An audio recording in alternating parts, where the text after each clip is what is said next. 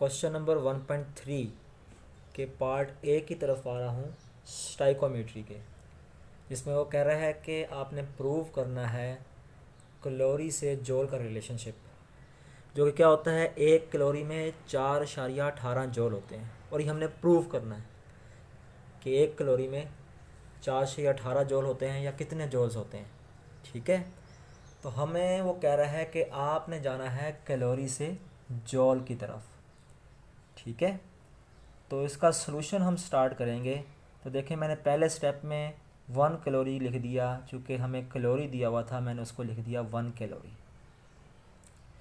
मैंने एनर्जी का conversion factor लगाया। मैंने कहा कि 1 BTU में 252 कैलोरी होते हैं। कैलोरी कैलोरी से कट जाएगा। एनर्जी का ही एक और कन्वर्जन फैक्टर होता है 1 BTU। BTU का मतलब होता है ब्रिटिश थर्मल यूनिट। 1 BTU बराबर होता है 778 फिट इंटू पाउंड फोर्स के। BTU BTU से कट जाएगा।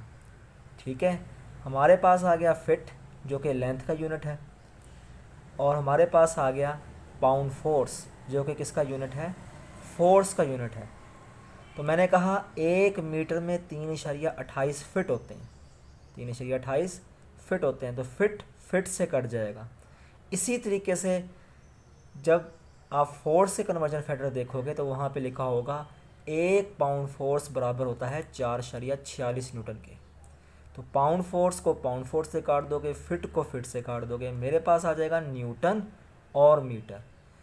और हमें पता है कि एनर्जी के कन्वर्जन फैक्टर में लिखा हुआ है 1 जॉल बराबर होता है न्यूटन इंटू मीटर के। तो न्यूटन को न्यूटन से काट दोगे और मीटर को मीटर से काट दोगे। तो बात वहीं पे आगे ख़त्म होती है कि हमें कन्वर्जन फैक्टर्स आने चाहिए। ठीक है, यहाँ पर एनर्जी के कन्वर्जन फैक्टर यूज़ हो रहे हैं, फोर्स के कन्वर्जन फैक्टर यूज़ हो रहे हैं, और लेंथ का कन्वर्जन फैक्टर यूज़ हो रहा है। ठीक है, तो आपने जो याद रखना है, एनर्जी के 3 कन्वर्जन फैक्टर इसमें यूज़ हो रहे हैं। 1 BTU में 252 कैलोरी होते हैं। BTU कहते हैं ब्रिटिश थर्मल यूनिट को। ठीक है, फिर हमारे पास 1 BTU में 778 फिट इंटू पाउंड फोर्स होते हैं। ये दूसरा कन्वर्जन फैक्टर है एनर्जी का। फिर एनर्जी का तीसरा कन्वर्जन फैक्टर जो मैंने यहाँ लगाया, 1 जॉल बराबर होता है न्यूटन इंटू मीटर के। जो लेंथ का कन्वर्जन फैक्टर मैंने यूज़ किया, 1 मीटर में 3.28 फिट होते हैं, जैसा कि मैंने यहाँ आपको दिखा दिया।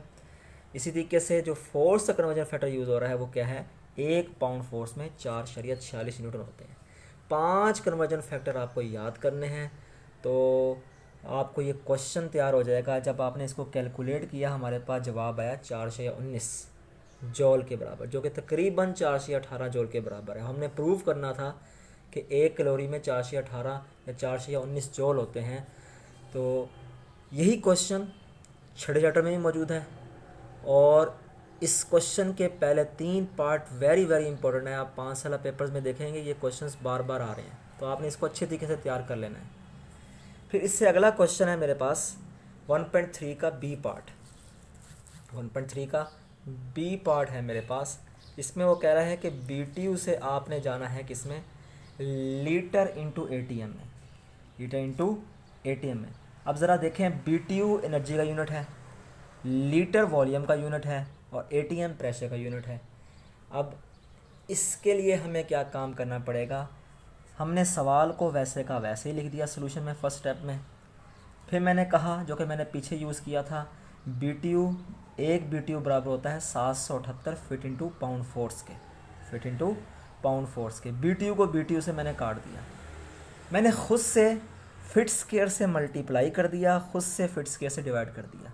इसका मकसद ये है कि चूँकि मैंने एनर्जी इस तरीके से प्रेशर में नहीं जाए, ना प्रेशर में जाएगी ना वॉल्यूम में जाएगी, तो मैंने फिट स्क्वायर से खुद ही मल्टीप्लाई किया, खुद ही डिवाइड किया, ताकि मैं क्या काम कर सकूं, किसी तरीके से वॉल्यूम में जा सकूं और प्रेशर में जा सकूं। तो मैंने लिखा 1 क्यूबिक फिट में, ये देखें मैंने सब क्या काम किया था, फिट स्क्वायर से खुद से मल्टीप्लाई किया था और फिट स्क्वायर से ही डिवाइड कर दिया था। फिर अगले स्टेप मैंने क्या लिखा, 1 क्यूबिक फिट में 7.48 गैलन होते हैं। तो ज़रा गौर करें, ये 2 फिट और ये 1 फिट। ठीक है, ये 2 फिट और ये 1 फिट, ये 3 फिट हो गए। ये 3 फिट नीचे वाले 3 फिट से कट जाएंगे। ठीक है, चूँकि हमने जाना है लीटर में, तो मैंने आगे अगले स्टेप में लिखा 1 गैलन में होते हैं 3.78 लीटर, ये यूएस गैलन है। और गैलन कई किस्म के होते हैं, यूके गैलन भी होता है जिसे हम इंपीरियल गैलन बोलते हैं, एक जनरल गैलन होता है, ठीक है, और एक यूएस गैलन होता है। तो मैंने यूएस गैलन को पिक किया और लिखा 1 गैलन बराबर होता है 3.78 लीटर के। तो गैलन को मैंने काट दिया गैलन से साथ, ठीक है। तो देखें लीटर आ गया, जो मुझे जवाब चाहिए था लीटर में। अब मैंने जाना है एटीएम में। हमें पता है 1 फीट में 12 इंच होते हैं, 1 फीट में 12 इंच होते हैं। तो मैंने ऊपर भी ले लिया स्क्वायर, नीचे भी ले लिया स्क्वायर, 12 का स्क्वायर आ गया, फिट का स्क्वायर आ गया, इंच का स्क्वायर आ गया। तो ज़रा गौर करें, ये जो फिट स्क्वायर है ये इस नीचे वाले फिट स्क्वायर से कट जाएगा। फिर हमें पता होता है कि 1 एटीएम बराबर होता है 14.7 पाउंड फोर्स बटा इंच स्क्वायर। वो जो बटा था, बटे के नीचे जो यूनिट था उसको मैं उल्टा के ऊपर ले गया हूँ, इंच स्क्वायर। 1 एटीएम बराबर होता है पाउंड फोर्स बटा इंच स्क्वायर। तो इंच स्क्वायर को मैं उल्टा के ऊपर ले गया, देखें इंच स्क्वायर से कट गया और पाउंड फोर्स इस पाउंड फोर्स से कट गया। मेरे पास क्या आ गया, एटीएम। तो लीटर में जवाब भी आ गया और एटीएम में जवाब भी आ गया। ये सवाल वेरी वेरी इंपॉर्टेंट है, ठीक है। ये आज सवाल को भी आपने अच्छी तरीके से तैयार कर लेना है। तो मेरे पास हमें जो है एनर्जी कन्वर्जन फैक्टर इस सवाल में याद करने हैं, वॉल्यूम के कन्वर्जन फैक्टर याद करने हैं, लेंथ के कन्वर्जन फैक्टर याद करने हैं, प्रेशर के कन्वर्जन फैक्टर याद करने हैं, ठीक है। वॉल्यूम के यहाँ पर 2 कन्वर्जन फैक्टर यूज़ हो रहे हैं। Number 1, 1 cubic fit. 1 cubic fit क्या होता है, बराबर होता है 7.48 गैलन के, और 1 गैलन 1 यूएस गैलन बराबर होता है 3.78 लीटर के। ये दोनों हो गए किसके, वॉल्यूम में कन्वर्जन फैक्टर। फिर मैं आया लेंथ के कन्वर्जन फैक्टर की तरफ। लेंथ का कन्वर्जन फैक्टर क्या है, 1 फीट में 12 इंच होते हैं।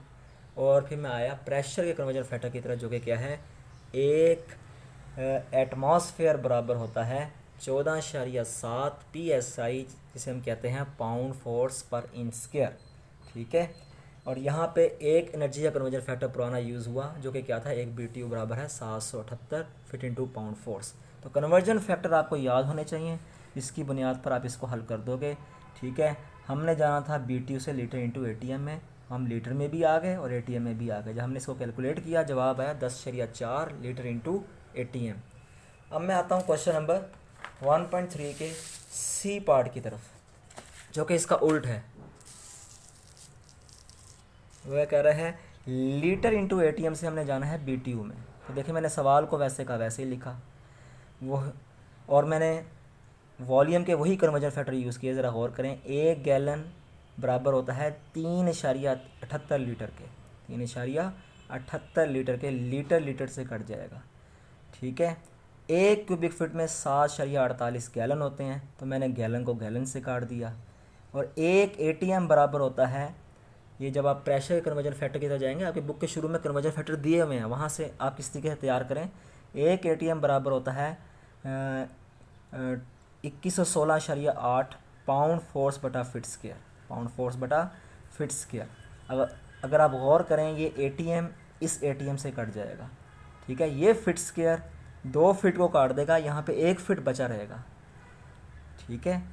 फिर मैंने क्या काम किया, जो कन्वर्जन फैक्टर में एनर्जी का बाबा यूज़ कर रहा हूँ, 1 BTU बराबर होता है 778 फिट इंटू पाउंड फोर्स के।